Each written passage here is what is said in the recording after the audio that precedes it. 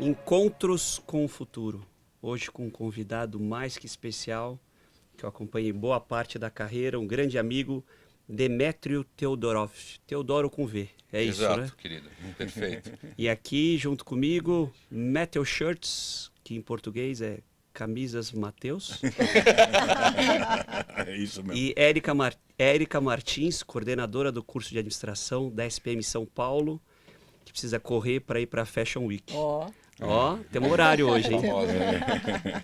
Encontros com o Futuro é uma iniciativa do World Observatory, da SPM São Paulo, Administração, e da Prime, Braço das Nações Unidas de Universidades de Negócio no Brasil e no mundo. Demetrio, um prazer enorme ter você aqui com a gente e combina muito com o tema do videocast, do podcast. Super obrigado pelo convite, muito bacana estar aqui com vocês. Seja bem-vindo à nossa casa. Oba, obrigado. E aqui na casa da SPM, que a Érica é a nossa anfitriã. E a primeira pergunta, o que é um futurista? Me explica um pouco para a gente o que é a sua profissão e como é que você chegou lá, como é que você se encontrou nessa posição? Bom, eu comecei com tecnologia, né, minha formação é essa, e conforme eu fui avançando na carreira, eu fui me expondo a entender como que as pessoas se comportavam frente a aplicativos, a equipamentos. Acabei indo para comportamento, fui estudar na Disney, fui fazer MIT para entender toda essa história. E, na verdade, o cara que estuda, que é o futurista, o que ele faz? Ele começa a sentir o cheiro do futuro, esses sinais do futuro, e ajuda pessoas, empresas e entidades, junto com a sua própria estratégia, a trazer esse futuro para o presente. Né? Então, assim, é um olhar, olhando a estratégia da empresa, olhando o que nós temos hoje de ferramentas, comportamentos. Então, você faz um kit ali de tendências, que é o papel do futurista, olhar isso e decupar para a indústria. Então, de uma maneira super clara e um prato do dia. Né? Olhando as questões de ESG, né, de gado, de saúde do animal, a carne cultivada é o que tem de mais exponencial se a gente for falar de ESG, de futuro. O que é carne cultivada? Carne cultivada, Matt, é o seguinte, é um processo científico, que existem várias startups, hoje não tem nenhuma empresa grande que faz isso, hoje nós não temos nenhuma fábrica, é um processo super incipiente, o que você pega, muda o DNA de um animal normal, pega a placenta dele, coloca num ambiente de multiplicação celular, só para a gente trazer aqui na nossa cabeça, é a mesma coisa que fazer uma cerveja. Aí sai uma massa... Fermentação, exatamente, só que aí você está fermentando células. Sim. Muito interessante, só que você sai com um bolo ali de carne, né, sem forma. Né? É claro, no momento que está fazendo essa fermentação, aí coloca-se alguns elementos químicos para dar gosto, por aí vai. E depois você faz o formato, né? A picanha. A picanha, exatamente. O tipo de carne que está mais desenvolvido hoje é o de peixe e o de frango. Uhum. O de peixe já tem uma questão por causa do peixe ter bastante plástico, né? Hoje, né, quando você for fazer os testes. Então é uma combinação de tecnologia, o peixe, de carne cultivada com impressora 3D. Então imagina que você coloca essa massa de peixe que você multiplicou dentro de uma impressora 3D, então você tem um formato legal. E do frango que você consegue ter uma textura que já chega próximo da carne normal. A grande questão dessa tecnologia ainda é o sabor e a mordida, e não conseguimos fazer em grande escala. Então o preço desse tipo de carne é mais ou menos $1.000. O quilo, né? O quilo, exato. Eu acredito que vai chegar para a gente em 4 ou 5 anos. Hoje as startups que fazem isso, basicamente, estão em Israel e fazem pedaços pequenos como snacks. Eu acredito no desenho de futuro que eu fiz e que eu estudei, que ela vai chegar para a gente, em primeiro momento, como a carne moída da lasanha, sabe? Algo mais fragmentado e não no formato que a gente lá encara uma picanha, em função da tecnologia que ainda não está brilhante, vamos falar dessa forma. Só que eu acredito também que a gente tem que começar a falar sobre esse assunto. Né? Eu fiz um trabalho junto com o MAPA, junto com a Anvisa. Quais são as vantagens disso, se eu posso te interromper? Pode. Por que nós estamos... usa muita energia, é muito difícil, é uma tecnologia, por que estamos investindo nisso? Tem o sofrimento animal, né, o benefício, ESG, né, a gente não agride tanto a natureza, apesar de ter um gasto de energia super alto, então existe um grupo trabalhando sobre esse assunto. E a velocidade. Hoje um boi sai do campo para a nossa mesa em 4 anos. Em 2 anos isso acontece com a carne cultivada. Então você tem metade do tempo. Então, falando em situação de crise global, de risco alimentar... De então, gases de efeito estufa. exato. Sim. Então a gente começa a entender que esse tipo de tecnologia, ela mata vários quadradinhos da ODS. Demetrio, mas mesmo assim no Brasil, considerando terras brasileiras, onde nós temos, né, uma oferta grande de uma carne, vou dizer, tradicional, você vê que com isso, a parte mais ESG, talvez pensar dessa forma global, faz sentido e a gente vai por esse caminho também? Tem chance como negócio? Eu acredito que sim, em função de abrir um flanco numa nova indústria, e todas as indústrias que estão colocando o pé nessa tecnologia são indústrias de alimento animal. Então, vê que vai ser um futuro ali. Então, todo investimento está vindo dessas empresas. Vem de Mitsubishi, vem de pessoas físicas como a Gal Gadot, o Leonardo DiCaprio, mas vem com empresas grandes como o BRF, como o Também, JBS. eles estão todos já, aí já faz Mafrig, sentido. A, gigantes estão ali. a JBS investiu 200 milhões o ano passado nessa tecnologia. Ela pegou um professor numa universidade e trouxe o laboratório dela para dentro de casa. Que interessante. Então existe um apetite. Né? E aí você pode transformar isso em várias indústrias. Né? E a gente começa a ver que qualquer tipo de novo alimento, quando a gente fala do futuro da comida, a gente tem que estudar, tem que trazer na mesa, entender quais são as indústrias que podem impactar. Então, a gente fala de carne vegetal, né, de meat-like, dos hambúrgueres e tudo mais, a gente vê que a gente comia sola de sapato há 2 anos atrás. Sim. Hoje a gente já come Muito melhor. Está muito melhor. Sim, Né? sem Então tem dúvida. uma indústria apostando nisso. Mas tem a questão do comportamento de consumo. Né? Então E aí o Demétrio, pensando em futuro, ele vai da carne à moda, ao esporte, são todas as áreas de estudo. Exato, Érica. A grande questão é o seguinte, não dá para falar de futuro só por um prisma. Quando você estuda comportamento, sobre o futuro do comportamento, você acaba trazendo outros produtos.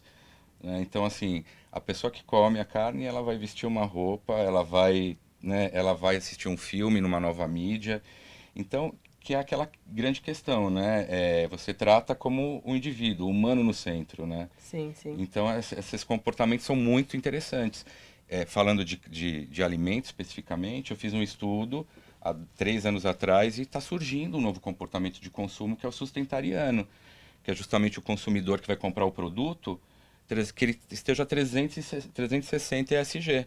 Se a embalagem reciclado, se não contrata trabalho, se não tem trabalho escravo, se aquela embalagem, se a empresa paga alguma empresa que tem um apoio de ESG, porque essa pessoa ela não quer, não tem tempo ou não tem habilidade de fazer um investimento no Greenpeace ou uma outra entidade. Então ela prefere comprar um produto que sabe que aquela marca vai direcionar o recurso diretamente e ela está fazendo um trabalho, né, de uma nova postura. Por tabela, ela está colaborando de alguma forma. Exatamente. Essa é uma tendência atual já? Sim, e um ponto, né, Beto? As empresas estão sensíveis a isso no ponto máximo. Assim, você percebe que todas estão orientadas agora a repensar seus produtos e processos. Total, porque a gente está vivendo a outra customização, né? Então, eu quero uma garrafa que tenha uma água de uma fonte bacana, mas eu quero também que a garrafa de água ela seja reciclada. Então, cada vez mais o consumidor ele pede uma feature nova. Isso veio da transformação digital, né? Cada vez mais que a gente abre um aplicativo, a gente quer uma funcionalidade nova, a gente acha uma possibilidade nova. E na nossa vida 360 é isso. Né? Então, por exemplo, às vezes eu fico na dúvida de se é só uma bandeirinha levantada por algumas pessoas, porque aí você coloca lá uma imagem tua que está com uma embalagem bacana, que não agride o meio ambiente, então eu só boto uma foto, mas no fundo não é aquilo que eu penso, e se ficar mais caro eu não pago. Como que está isso no comportamento do consumidor? Tem aquele que está disposto a pagar um ticket mais alto, porque vê um serviço de valor agregado no produto, e como você disse, ele mata várias etapas ali do processo de vida, mas também a gente tem aquele que é totalmente passivo a essa história. Né? E tá tudo certo, né? É um comportamento, e conforme as gerações vão passando, essas pessoas que têm esse capital intelectual um pouco menos colaborativo vai ficando para trás. Sim. A gente começa a ver isso, né? Então, eu entendo que esse tipo de comportamento é a semente dessa geração que está vindo agora, né, que não quer mais ter carro por causa que não polui, não quer dirigir. Então, vai muito desse mindset dessas novas gerações que estão surgindo, que não querem mais ter o mesmo status da gente nos anos 80, Sim. nos anos 90. Né? na formação de um futurista, qual é a tua metodologia? Onde você vai beber essas fontes para conseguir prestar consultoria, para levar essas ideias? São grandes feiras? Qual que é a tua... Legal. As grandes feiras são ótimas, mas são um varejão de informação. Né? Eu sou muito mais partidário de feiras menores, como a do Wall Street Journal, que é em Nova York, o da Wired, que também é lá, que tratam de assuntos como se fosse uma mesa redonda mesmo. Né?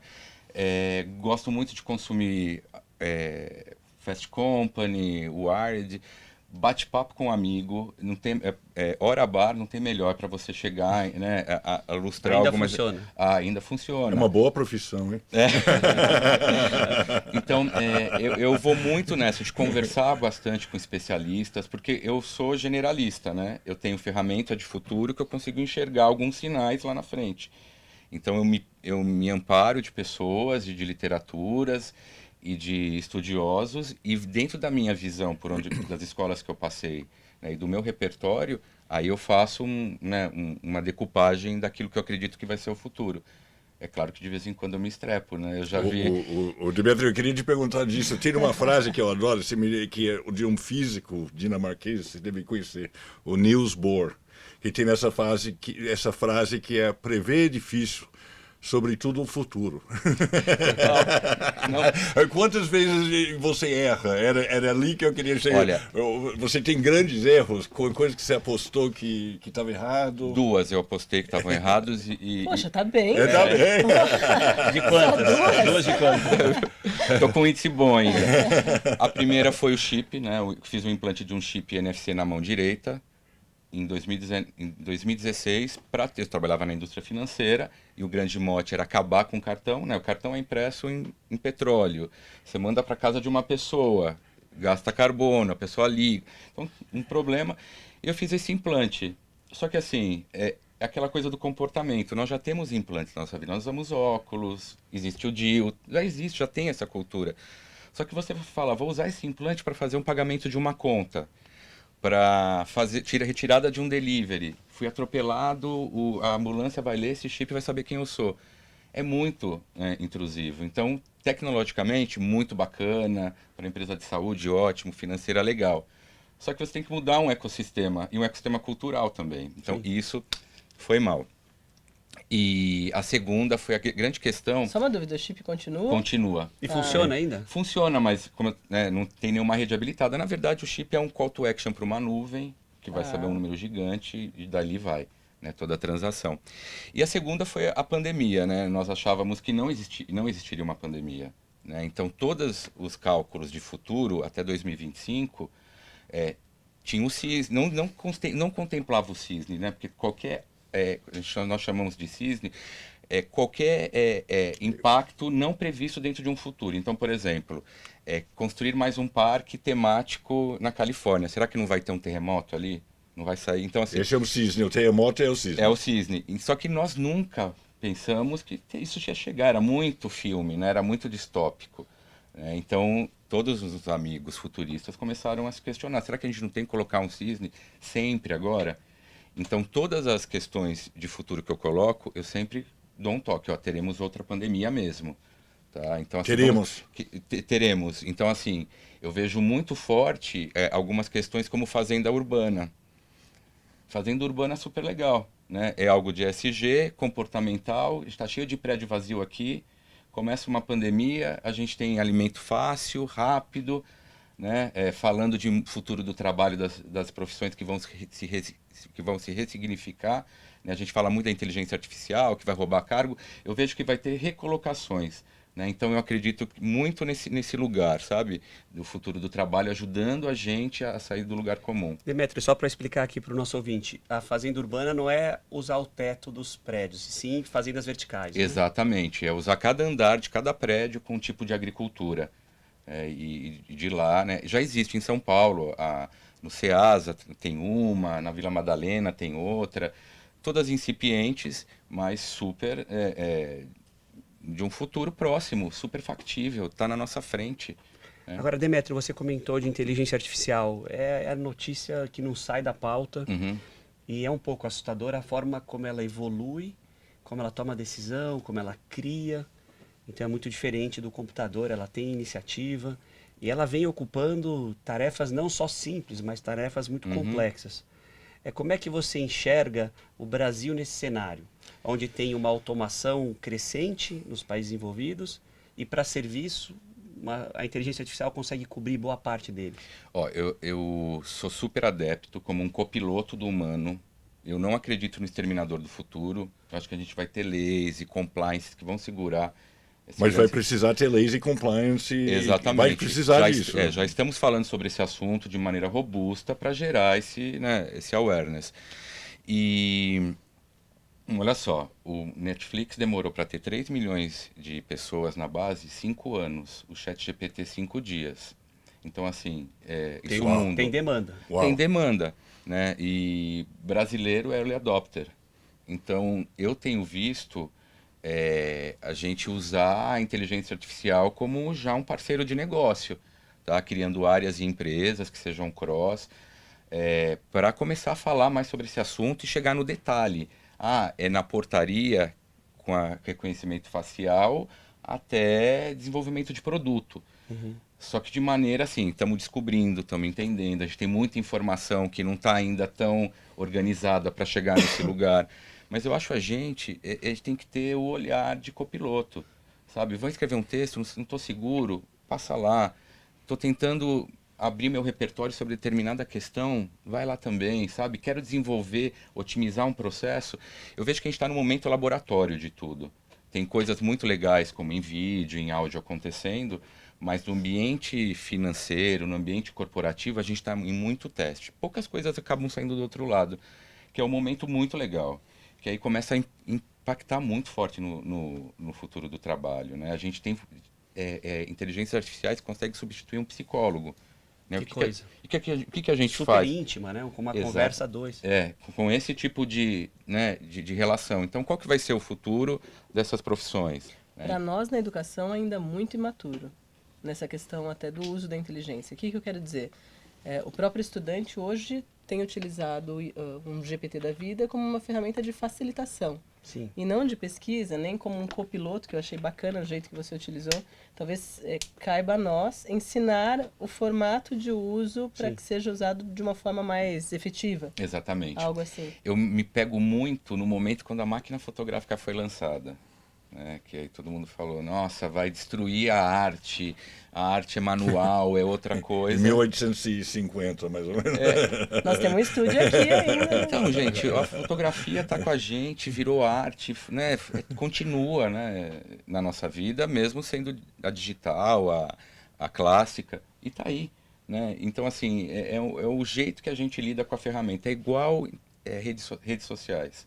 Uma ferramenta que pode ser utilizada para o lado bom, para o lado ruim. Sem dúvida. Inteligência artificial é isso. Se a gente fosse falar em top 2 ou top 3 tendências, alguma coisa nesse sentido que você vê como algo importante de ser dito, o que você coloca para nós? Olha, Érica, sobre futuro, eu acredito muito na questão da rastreabilidade, né, que vai muito de comportamento. Hoje eu compro uma camiseta, eu quero saber a origem da semente até a loja. Né? Então, assim, esse tipo de rastreabilidade para qualquer tipo de produto, a gente vai exigir muito mais. Então, o blockchain, ele vai sair na frente. Eu gosto muito da tecnologia, porque ela pode ser usada para passaporte no futuro, para votação. É claro, a gente está no momento laboratório também. Explica um pouquinho, Demetrio, o que é o blockchain, essas tendências da O blockchain é uma tecnologia de validação. Então, imagina que você tem vários computadores que vão validando uma informação quase que ao mesmo tempo. Então, eu vou comprar uma casa, que essa casa, vou usar recurso próprio, vou financiar e pegar o FGTS.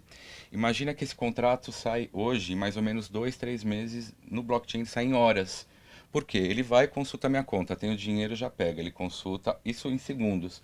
Porque é um sistema de várias verificações. Então, imagina, vou viajar, tem um sistema de blockchain, que eu não preciso levar nenhum papel, é o meu rosto que vai reconhecer, não, ele pode entrar nesse país, libera lá no destino, né?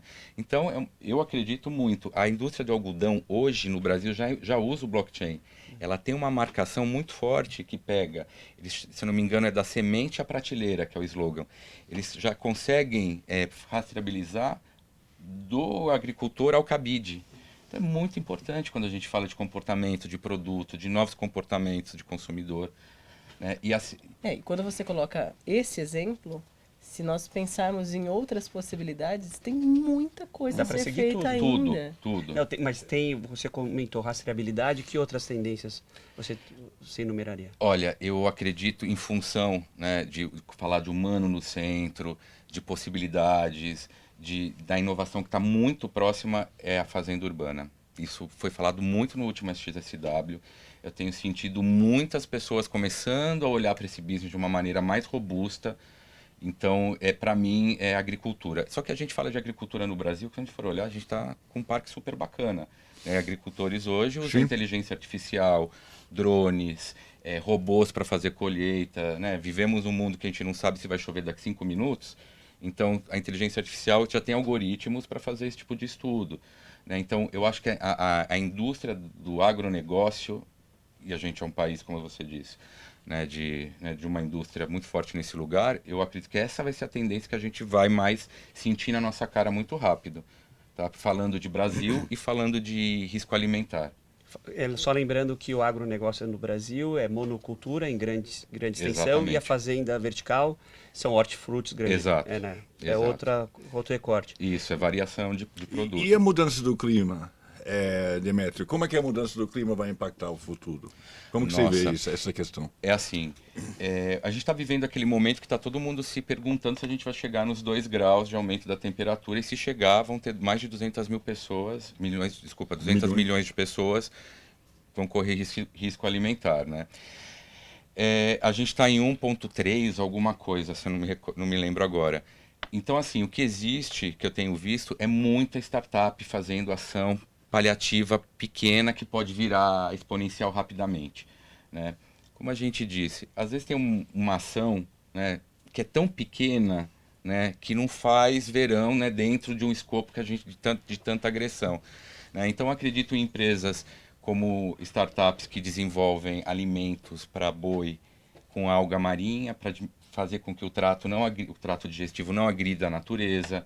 Então, usando inteligência artificial muito para tentar entender... Porque né, a carne cultivada não chega a tempo. não chega a tempo, isso é real. Isso aí. E o tempo é pequeno. Curto, nossa, a gente tem é uma corrida contra o tempo. E eu vejo que agora a gente está tendo esse momento que a gente tem que falar muito sobre esse assunto, né? Porque quando a gente pensa nas iniciativas, elas são muito robustas. É só uma empresa que pode fazer, é só um grupo, mas não, eu posso fazer, você pode. É uma ação coletiva mesmo. É uma ação coletiva, então tem que ter esse lugar de falar, de entregar os elementos, de falar muito sobre reciclagem. Tudo bem, eu reciclo dentro de casa, mas da porta para fora, para onde vai? Né? Então, essa indústria estando muito mais, né, robusta, muito mais envolvida, o impacto é exponencial. Né? Empresas trabalhando hoje com resto de alimentação, de restaurante, para reaproveitar. Então, a gente começa a entender que tem essas ações muito interessantes para a ESG. E vai pautar tudo. Cada vez mais. Cada vez mais. Cada vez mais. Não tenho a menor sombra de dúvida.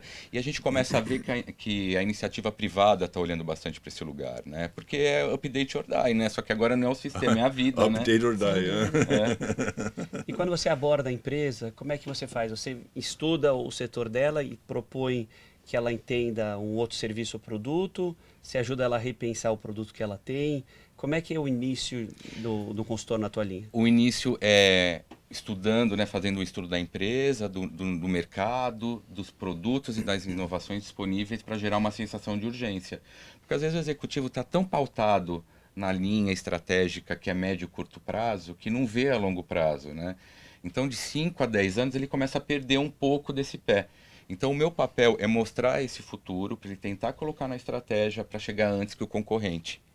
E ter um produto inédito, e ter uma ação inédita, e ser diferenciado no mercado. Mais ou menos essa dinâmica. Mas aí quando eu apresento, né, aí cai, por exemplo, algo como carne cultivada, assusta. Né? Então, porque a pessoa não tem a cultura de inovação. Né? Cai muito no Star Wars, no Star Trek, sabe? Esse lugar, né, da nossa cultura, é muito futuro. Mas não, tem que testar agora no presente pequeno, porque se der certo, vamos crescer e atingir. Então, é esse olhar. Então, depois da sensação de urgência, trabalhar na cultura. Né? E aí vale tudo. O que é trabalhar na cultura numa empresa? Dentro da empresa? Dentro da empresa. E como é que você faz isso? Olha, depois que você gera a sensação de urgência, começa a ter a crise, né? Como que eu saio agora com um mapa de futuro. Sim. Coisas básicas, Matthew. Levar o executivo para dar uma volta no Vale do Silício, ver a garagem da HP, para sentir o cheiro do lugar. Então, Olha só. expor, Interessante. sabe? Frequentar esses lugares. Sei. Expor, letrar, dar livro. Comprei muito livro para executivo. Por favor, lê, vamos almoçar depois que você lê, para entender onde que a gente vai chegar junto nesse lugar. E para os alunos, Demetrio, como é que você vê que eles podem não... Que eles já são conectados, já estão assim meio que na velocidade que a gente espera, mas para eles enxergarem o que é tendência, o que é vanguarda. Vale a pena frequentar esses principais fóruns, ter acesso a que revistas? O que você indicaria? Olha, eu indico muito entrar é uma coisa meio entrar num processo de estar incomodado positivamente, tá? Então, antes de você ir atrás, você tem que ter essa semente dentro, sabe? De não ficar, você não aguentar um não. Tá, não, então qual que é o próximo passo? Então, para a galera que está na escola, eu acho que assim, o grande lance é você se experienciar em outras culturas, né? Porque quando você vai entendendo outras culturas, você acaba entendendo o que é microtendência e macrotendência. O insumo externo vem automaticamente, mas eu acho o grande lance de você se expor, né? Eu vejo quando as pessoas vão para fora, não precisa ser em feira, mas olhando o comportamento do consumidor. A gente está vivendo uma mudança muito sensível nesse lugar, sabe? E se a gente começa a ter esse cheiro da mudança de comportamento já, né, na fase de formação, você já começa a ter esse lugar de inovador já no DNA. Isso caiu a ficha muito forte para mim. Eu fui criança nos anos 80. Eu ia em shopping, era a criança no carrinho e o cachorro na coleira. Você vai no shopping, é o inverso. A criança está na coleira, o cachorro está no carrinho.